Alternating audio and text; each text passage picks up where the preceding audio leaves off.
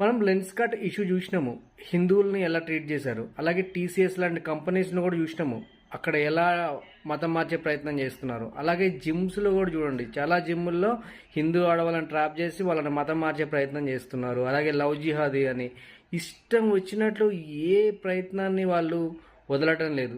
ఏదో విధంగా హిందుత్వంలో ఉన్న వాళ్ళని ముస్లింలో కన్వర్ట్ చేయాలి, క్రిస్టియన్స్ ఏమో హిందువుల్ని మళ్ళీ క్రిస్టియానిటీలో కన్వర్ట్ చేయాలి.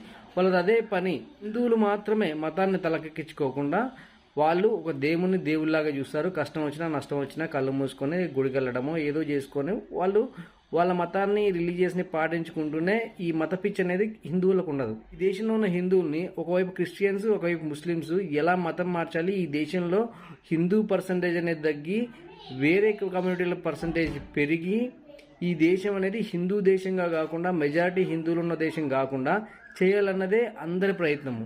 సో హిందువులు మేలుకోండి, ఇప్పటికైనా మేల్కొని ఒక్కసారి మీ చుట్టూ ఏం జరుగుతుందో ఒక్కసారి గమనించి దాన్ని ఎదుర్కొనే ప్రయత్నం చేయండి.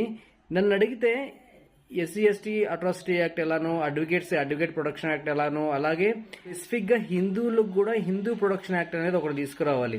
ఇలా కన్వర్షన్స్ చేసి లవ్ జిహాదీలు చేసి వాళ్ళని ట్రాప్ చేసి మతాన్ని మార్చడము, లేకపోతే ముస్లిమ్స్ రన్ చేసే కంపెనీస్ కానీ హిందూస్ రన్ చేసే కంపెనీస్ కానీ వాళ్ళ రైట్స్ని వయలేట్ చేస్తూ ఇష్టం వచ్చిన రూల్స్ పెట్టి వాళ్ళని ఇబ్బంది పెట్టడము, ఇలాంటివి చేసినప్పుడు ఇలాంటి ప్రొటెక్షన్ యాక్ట్ అంటూ ఒకటి ఉంటే అది స్ట్రిక్ట్గా వర్క్ చేస్తే ఇవన్నీ తగ్గుతాయి. సో హిందూ ప్రొటెక్షన్ యాక్ట్ అనేది ఒకటి కంపల్సరీగా హిందువుల కోసం రావాలని బలంగా నేను కోరుకుంటున్నాను.